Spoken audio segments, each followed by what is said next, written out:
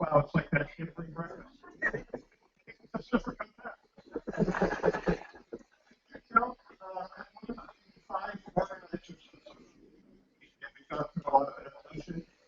So about 4 years ago, 4 years, busy. Picked all of this off. He asked me, Jessica, and myself to join him, and we got all of it started. And now it's myself, it's Daryl over there.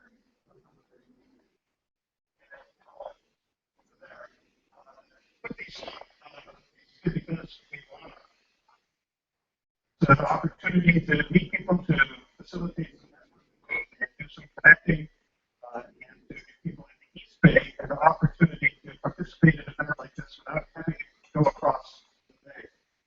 We do these usually at least every month. Speakers lined up.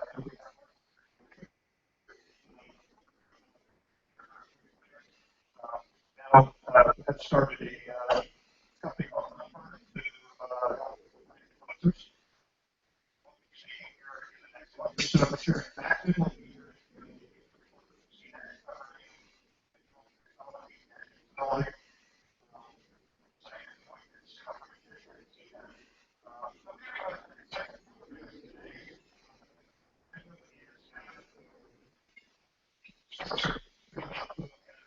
generously offered to pick up the tab for the reference so that you will hear it to participate.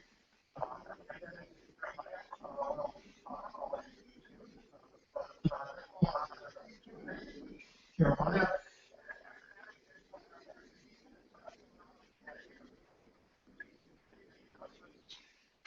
Understand what's going on?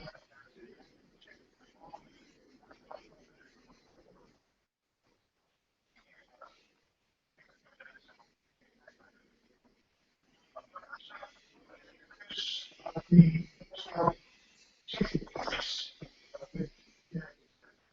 sponsor for this event.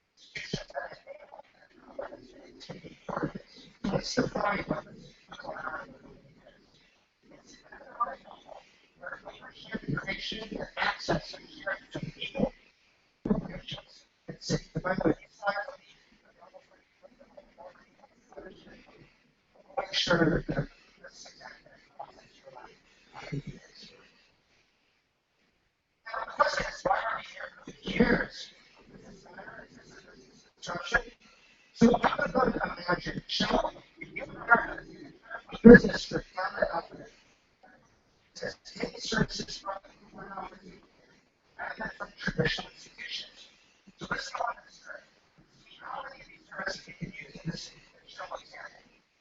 saying is to know that it's not new. This is why we came together to share resources and reduce risk and emergencies. The sharing is not new, but now technology makes it easy for us to do. All right, let's go on the start. Now, we need to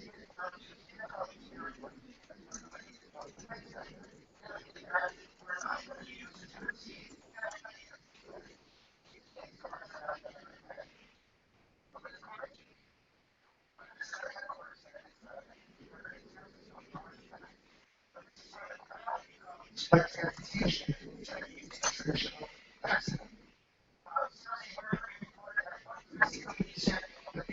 30% of revenue last year because of revenue. 30% revenue loss. This is my percentage.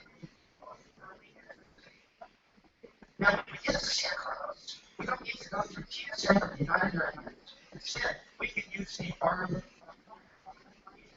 surf air. And surf air and shovel up.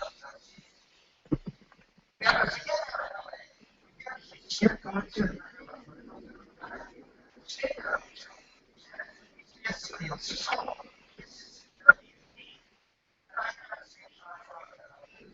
She might be ready. You can rent this out whatever you want. Except one hotel. But rather than go to Bank of America, we can actually get money from the bank. We're going to letting club. And people to share money between each other rather than using a bank. Wow. Remember 2008? My parents in 2008 and 2009 when the club launched. What happened in those years? What's that? The economy tanked. We saw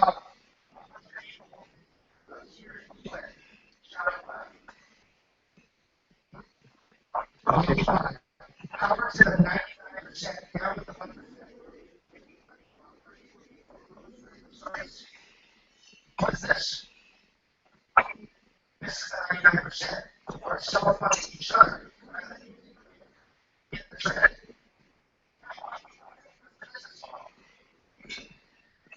Yeah, we need staff. Younger here.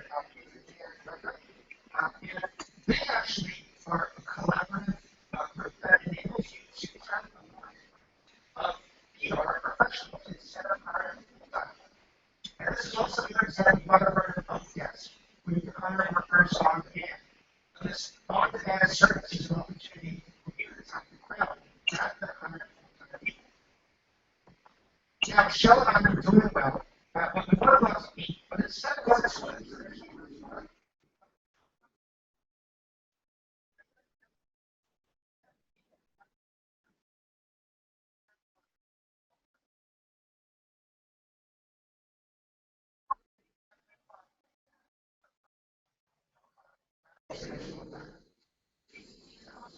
her home like a restaurant on a startup called Feastly. That's right. Airbnb turns homes into hotels. Feastly turns your home kitchen into a restaurant. And she cooks home-cooked Brazilian food. Let us know when you're hosting another event. Yeah, people have been asking. I have to. See, I mean, you're becoming empowered, an empowered person. Talk about that. So we had a great time at dinner. Now we need a place to work, but we don't need to actually have a traditional lease. We can actually just rent space on demand with Liquid Space or Pivot Desk or Desk Near Me or Share Desk. There's a number of sites out there. I use co-working. I'm going to the Impact Hub in Oakland today just to grab it. Anybody else going? Okay, I'll see a bunch of folks there then. So I don't need a full-time office. I can just rent on demand. Now, what about durable goods? We talked a lot about services. Well, let's imagine that we actually need physical products. So instead of actually going to the store to buy stuff, you can get it off Yurtle. Now, Yurtle is a San Francisco company on Market downtown. You take pictures of products in your home that you don't need anymore.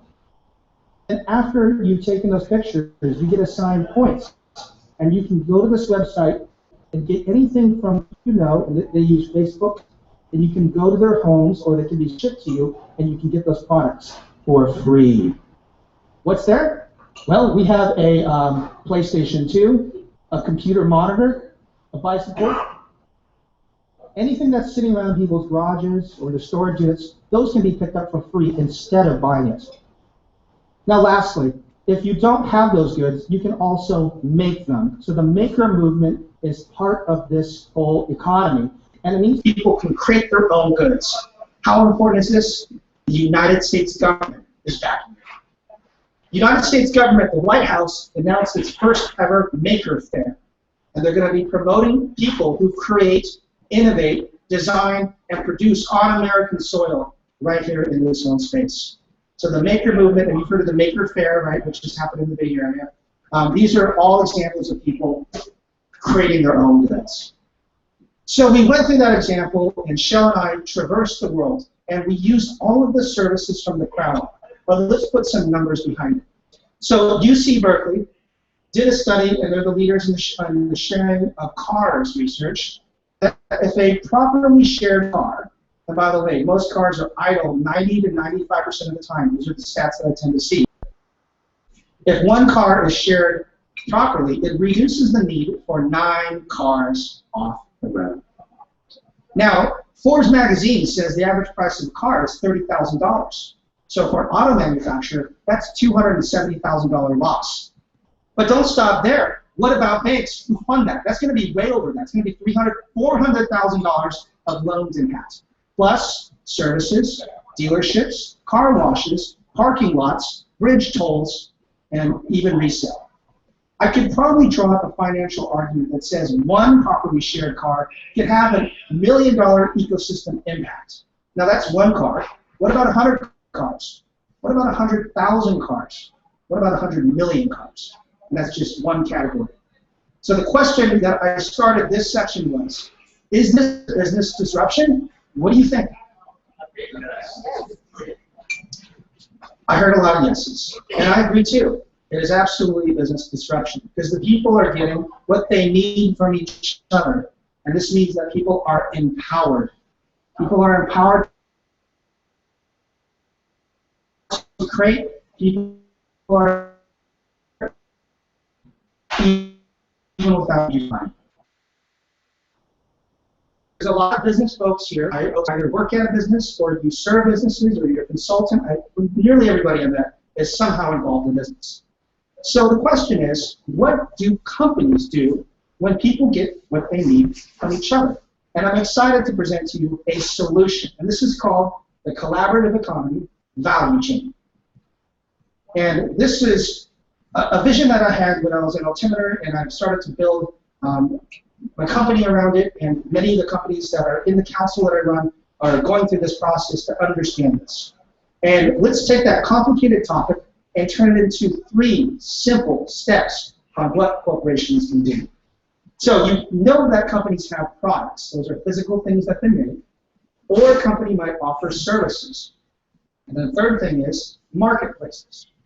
For a company to be in this space, it requires business model transformation. Now that sounds complicated, but it's actually not that hard. Take a look at how it can work. Mentally, products become services. Because people just want access to goods, they don't necessarily need to own them. You can just get them, and it's called brand or products as a service. Now secondly, we know that people are selling used goods on marketplaces or even their time, like on AirPR. Now if you have services, you turn those into marketplaces. Your company offers marketplaces. And then the third one, if you have a group of people on a marketplace, you tap the maker movement and you get them to fund and build your products. And that's the third phase, completing that cycle. I'm going to walk through each of those 3 phases, quickly show you an example and what corporations are doing today, and then leave you some insights and we can start a discussion. Let's go. The first one, brand as a service. So if your company sells physical goods, products, turn them into services. Does that sound odd? It's not new. Our friends at Netflix and Salesforce have been doing this for some time. DVDs and software as a service. You don't need to own them, you just get them on demand. Did you know that BMW and Toyota now rent cars from their dealership lots and specialized lots in San Francisco and around the Bay Area? That's absolutely true. You can walk up to a BMW 1 Series at a Drive Now lot, unlock it with a mobile app, prepay the parking spot in the neighborhood you want to go to, get in that car, drive it, get out of that car, and never drive that car again. And you're styling in a 1 Series electric, fully clad with leather. It's a nice ride. So BMW has shifted away from selling cars to now making them a service. And the quote that they said in the Stanford event was this: in the future, we're not 1,000 BMW, so instead, BMW 1,000 times. What about trucks and tools as a service? Home Depot is doing this now. You can actually rent a truck on demand, and they're even offering high-end equipment available on demand. They see that people don't necessarily want to own them, they just want access to them. Also, with Uber in December, Christmas trees on demand with the push of a button. For just over $100, you can have it delivered to your home. If you live in an urban environment, you don't have a truck, so this makes it easy for them. They have the inventory, and Uber drivers have excess time. Christmas trees as a service. Now, what about consumer packaged goods? Well, if you have razors, you can turn that into a subscription offering on demand. And for corporations, this is great because you know what your inventory is going to be doing. You always know exactly how much you need to ship. But it's not limited to the men alone. Even the ladies now have Beauty Box, where they ship 5 products to you every single month that's related to your needs. So these are all examples. But what about people are sharing homes? We're seeing that hotels are now turning their lobbies into co-working spots in order to compete with companies like the Impact. Things happening out there, but they're not staying at hotels. So I've been to this one in Seattle. You can actually rent it for the hour or for the day, and they provide food, high-end places to work, and even local artisan goods. And this is WorkSpring. So to summarize, if you sell physical goods, you can now turn them into services and make them available on demand. That's how you stay relevant in the space, and that's called company as a service. Okay, let's move to the next one. What if your company offers services? How do you be part of this new economy? Well, the business model shift is you actually now have to turn them into marketplaces. Let's talk about Airbnb for a second. Let's imagine you are sitting with Bill Marriott's CEO grandson, who's now running the company. What can we advise him to do? Could he post his listings on Airbnb of his hotels? No, not allowed to do that. Are there product or brand pages on Airbnb? Nope. How about advertising? Nope. Sponsored buyout? Nope. Page deals? Nope. What can you do about Airbnb? Nothing. There is nothing Marriott can do about Airbnb right now. They can't take it on head on. So, what I expect to see to happen this year is Destiny here today? There's a startup that's helping to enable this. So by the end of this year, we will see a company, a hotel chain, a major hotel chain, launch their own version of Airbnb. That's right. Now, does this sound crazy? Well, we've actually seen this happen before. Remember the last phase of sharing? Social media? We saw MySpace and Facebook emerge. So what did corporations do? They launched their own version. Using software like Telligent, Lithium, Jive, and Chatter, corporations replicated Facebook and MySpace on their own corporate website in order to compete. Yes, sir? Clarification, does that mean you're basically helping people rent out private homes? Let's talk about it. So in this model, and this does not exist yet, but there's small little pieces of it happening, it means that in this fictional example that I predict will happen, and the startups are already here getting ready to do it, is that they will now start to franchise the crowd. So the way this would work is we already know that people are renting out their homes on Airbnb and they're doing well. Now, the opportunity is Marriott can try to lure those super hosts onto their own platform. And they would say, hey, Airbnb was great, but we're better. Why? We have something that they don't have. We have a trusted brand. We can bring you customers from the loyalty program that are higher trusted. And you can have access to our supply chain soaps, goods, training, certifications, and we'll even clean it up after you're done. We might even charge less than 20% than Airbnb. Come host it on our site, nothing for you changes. And you want to be W certified? Yeah, you can buy some of our furniture, lease it, and you can even upgrade your own house. Now, does that sound radical? It's not, because hotels already franchise third parties to run their hotels. Now you just franchise a crowd. Now, to bring this to light, I know that sounded crazy, but we're already seeing examples of corporations doing that right now. They're doing marketplaces. So Patagonia partnered with eBay, and they encourage people to buy used products before buying their new jackets. Now, why would they do that? Well, the first reason is it's that their commitment to sustainability is living through. Secondly, this proves that their products are actually durable and can withstand many hands. And third, it means they're demonstrating a thriving community around their brand. So Patagonia is already encouraging marketplaces to happen around their brand because it's going to happen out there anyway. You might as well partner. Another example is Tom's Shoes. Has anybody bought something from Tom's Shoes? Okay, a couple of hands. So you buy one Tom's Shoes and you buy another one for somebody in need. That's a great proposition, social good, and helping other people.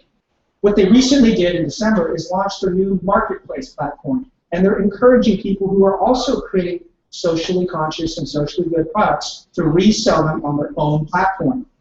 Things like belts or shoes or other things that are related to their brand or maybe even similar. So they're turning their brand into a marketplace. And there's many other examples I could show. I just brought a few pieces of selection today. So if your company offers services, you want to be relevant in this market, you must now also launch marketplaces. And that's the second model. This whole question, we have a whole section coming back to that. We're almost at the end, and we'll open that up. So that's the second model, marketplaces. Ready for the third one? It gets more complicated, actually, and the investment, but the payoff gets higher as we move around the collaborative economy value chain.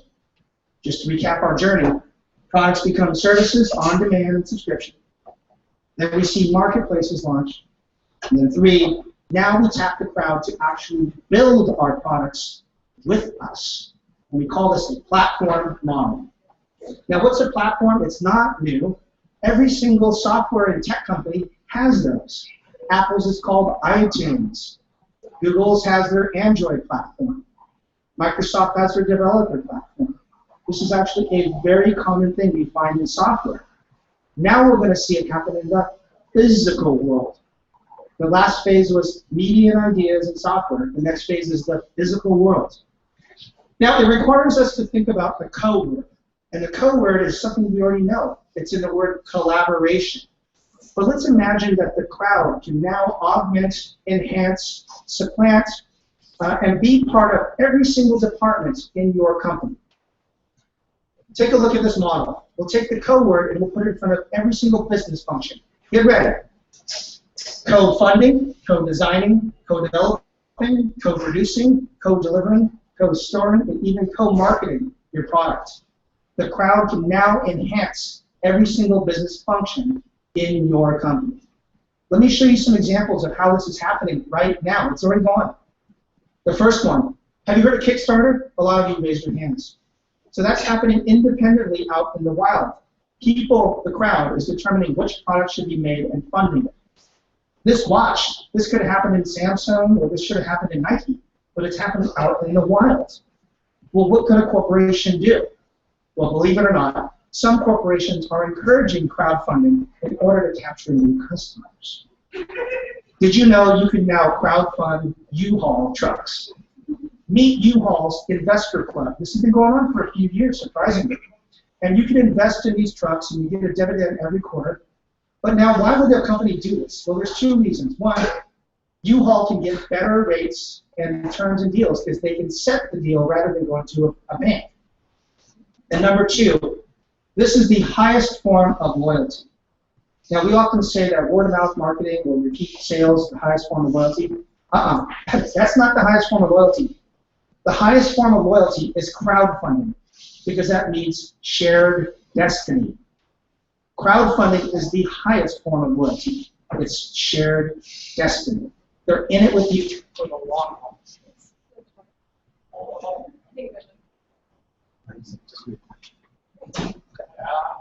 Shot. It's our destiny to be green. That might be starting. Okay, let's just keep on going. Oh, here we go.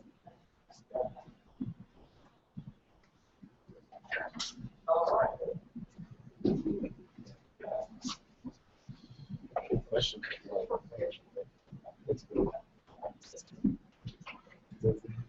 Oh, did this?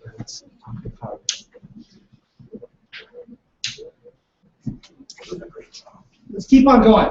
So imagine now that you can actually do crowd designing.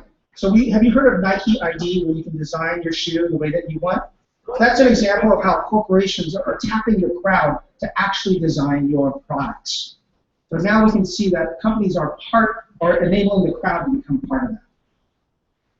Have you heard of Quirky, where you can submit ideas for products and then a small team at that startup will actually design and build it? Quirky has emerged, and they're partnered with GE, and they've actually produced products that are now on shelves in Home Depot and on Amazon. Quirky, that's with a Q. The crowd is designing and building those products. Another example is, did you know that West Elm and Nordstrom are also partnered with Etsy? They're reselling their goods on their local retail shelves. The crowd's already building products, so why don't you use something that you have, which is space on your shelves and scale, to actually to do that. So Quirky, the last example here, let me share that. They worked with the crowd, and GE is sponsoring this initiative, Quirky, to build products. Now we have Etsy. They're working with Nordstrom's and West Elm to resell goods, even on their physical stores. The crowd and the company are coming together. Now, what about 3D printers? You can create complex structures with multi-types of materials. I have 3D printed metal cufflinks that I sometimes wear. My business card holder, come chat with me later, has been 3D printed. So I'm already enhancing a lot of these things in my life. And you can get things on demand. You can print in these epoxies or these plastics, but you can even print in wood. So furniture will start to be printed soon. Now, what does a manufacturing company do about this? This seems like a threat. Well, Nokia, they encouraged the crowd, and they gave them the 3D files to actually print out their own cases. You could design the case, change the color, print it out, any material you want, and this is great. This doesn't disrupt Nokia, it disrupts their partners, and now their customers are more engaged. One other example is that Walgreens tapped the crowd for their supply chain, and this deal just happened a few weeks ago, where now TaskRabbit can deliver pharmaceuticals to people that are sick or bedridden, or anybody who needs it. So Walgreens is tapping the crowd to actually deliver their products, extending their value proposition. So the crowd is part of the supply chain. Now, what about storage? We can even see storage happen at people's homes. This is a new device called Lockatron. And Lockatron is a device you can open with a mobile app, maybe use prepayments. And you can put Lockatron anywhere in the world that you want. There's lots of idle space right around here. You might have an idle spot in your garage or even at your workplace. And this means that the crowd can now store the products in the neighborhood or in your own office area. It means retail extends to the crowd. It means the warehouse is now where the crowd is. The crowd can actually be part of your warehouse. So let's show one last example. Even financial services is getting in this game. Barclays Card launched this new product called the Ring. And they encouraged the crowd to design the features and the specs for the crowd. And they even allow the crowd to determine where the profits from that product go to, and the different NGOs and nonprofits. So they turned over the product innovation and design to the crowd to co-create. Even financial companies are in the game. So to summarize this vision, the collaborative economy, this is an easy-to-remember graphic that shows how your company can go through these business model transformations. Products become services, services become marketplaces, and then marketplaces build your products for you. In this radical future, We may not be able to tell the difference between customers and employees. The crowd is funding, designing, building, shipping, delivering, storing, marketing, and selling your products along with your company. Employees and customers might become just the same. You might not tell the difference at all. I gave you a lot of information, so I'll close on 5 final key takeaways. The first one is people are empowered to get what they need from each other. And technology makes it so easy. This means, number 2, the crowd is becoming like a company, and they will bypass inefficient institutions. Number 3, don't worry. If you're a company, just like you did in social media, in this new space, you adopt the same strategies and tools and bring them into your own company. It won't be easy. It requires business model change. But I showed you over 20 examples of how the Fortune 500 is already doing it. Products become services, services become marketplaces, and marketplaces build products. Now, if you do this, the opportunity is the crowd is part of your company, and it means that your company starts to become resilient. And resilient means you're connected, you're innovating with the crowd, you're empowering others, you're built to last, and you're profitable. Welcome to the collaborative economy. Thanks.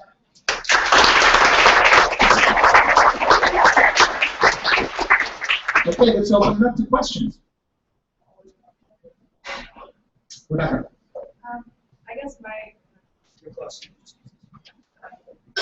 one question would be, in terms of the larger brands, is this more of a brand strategy to stay relevant, or is it financially lucrative? Like when Walgreens outsources these delivery services to TaskRabbit, it's obviously lucrative for TaskRabbit, but are they, is it lucrative for them in a financial sense? We haven't seen the numbers yet, Rebecca. None of the corporations have shared what the end results, because most honestly are just experimenting at this point. So we don't fully know. But the opportunity is they can reach a new set of customers that didn't want to come into the store, or maybe they were busy, or they were sick, or they're just wealthy, you don't have time to go to the store. So the opportunity is they reach a broader set of customers. Yes? So I work in the government sector, primarily with the companies. But I'm looking at this, and increasingly it's interesting to me that you announced that the White House has decided they're going to do it. So in the East Bay, not just San Diego, but in the East Bay, we make things, right? That's what we've traditionally done. So the fact that the White House is embracing it, we've always said we'd like to bring manufacturing back. So that's a wonderful thing. Now, how the government, and they're actually putting together some really interesting grant challenges for governments to say, how can we develop, how can we bring this manufacturing back? So actually, we're contemplating right now, we're moving here very rapidly, and we're getting collaborative with these short cities together. Oakland, Alameda, every Berkeley. They're struggling to figure out what this new collection is saying. Oh, there's something here for us in this. Jeremiah, how do we translate what you're doing into this kind of collect? Yeah, how does it good? Let's move through that. Thank you. Think of it as going. Yeah, so I mainly work with corporations. So I run the first brand council or association for the Fortune 500. I launched in December, and there's 29 large companies, FedEx and Radio Shack, GE, Walmart, Whole Foods are in the council I run, and many others. And we're exploring the topics, each topic. So in February, we focus on sharing economy. In March, we look at the maker movement. Then we'll look at 3D printing and Bitcoin and whatever else comes up next. So we're just understanding what needs to happen here. It's not clear how corporations work with local governments because they struggle to scale in that way. I'm not quite sure what that could look like. But I have seen some examples. So if you've heard of Tech Shop, it's a makerspace, and they're all across different cities. They've already gleaned 4 or 5 partners: Intel, Autodesk, Ford and Lowe's to make physical goods. So we're seeing these things, these partnerships happening. So that might be an opportunity. And these corporations are providing training, certification, software, goods, and I don't know, maybe just funding. So that's how it could happen. I'm not exactly sure how you build that model, but that's what I'm seeing out there. Okay, Joe, in the back.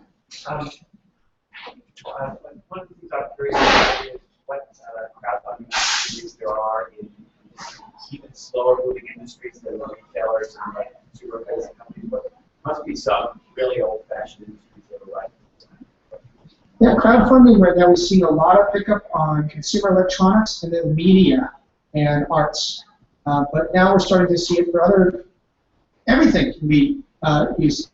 So in fact, there's my friend Sydney who runs Crowdfunding Beta website. He likes to say that the first form of crowdfunding was at the pews of the church. So it's really not that new.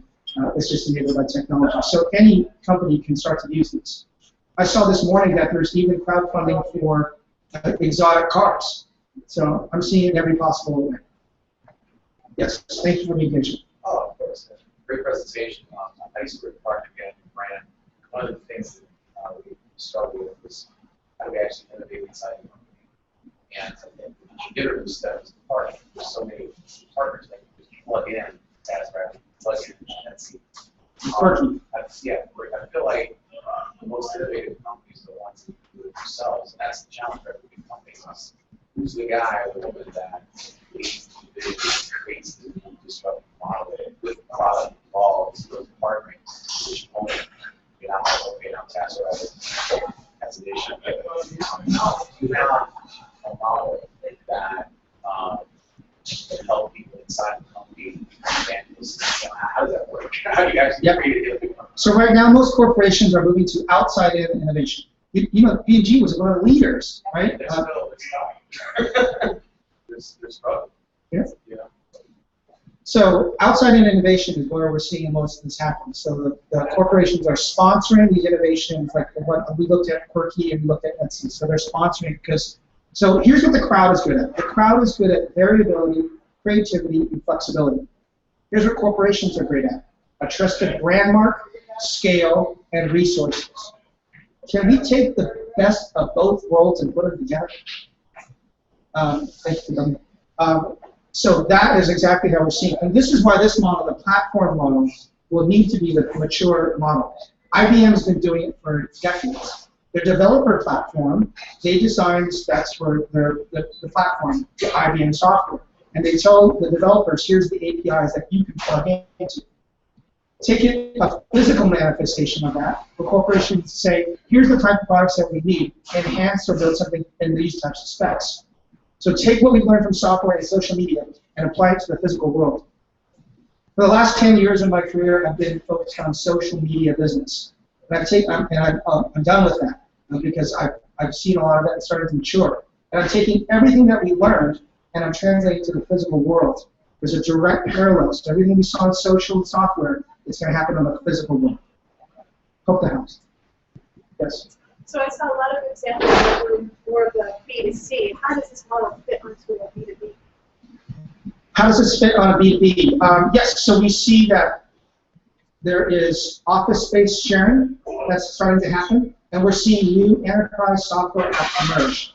For example, there is a software startup called Local Motion down in Palo Alto that is replicating Uber for corporate usage. So imagine your Lowe's or Home Depot. You have thousands of trucks, and you have pallets all over your place, and you might be working with B2B partners for that supply chain. Now, what if everybody was using a Home Depot, that's just fictional, a Home Depot Uber app, and they actually use that B2B to find idle resources and then transport them on demand as needed? So what we're seeing in the consumer side is being translated to enterprise software.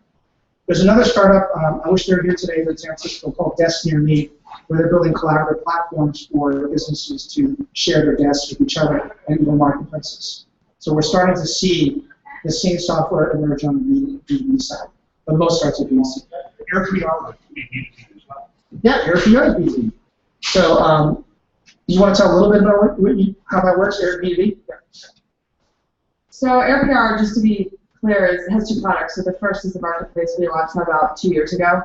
And what we do is we match mostly rapidly growing tech startups with the top firms and small firms and independents in the country. So, you know, in terms of being a technology startup, a lot of times it's hard to find independents who are charging between like 4 and 7K, because most of the time the resources are more on the big agency side. So if you're paying 10 grand a month, you're the lowest paying client. And so what we've done is we've really vetted and we curate that process for those technology companies who are looking to spend an average of about 5K, and also short-term engagements. Agencies are going to make you sign a contract for a year. So I would say the average project on their site is what, like 4 months, 4 to 5 months. So they're short-term engagements. It's again this whole idea of testing out the waters and not wanting to fully commit, which is another trend that we're seeing. So you can get a PR pro for your business through their marketplace. That's one of the points. Gentlemen, with that.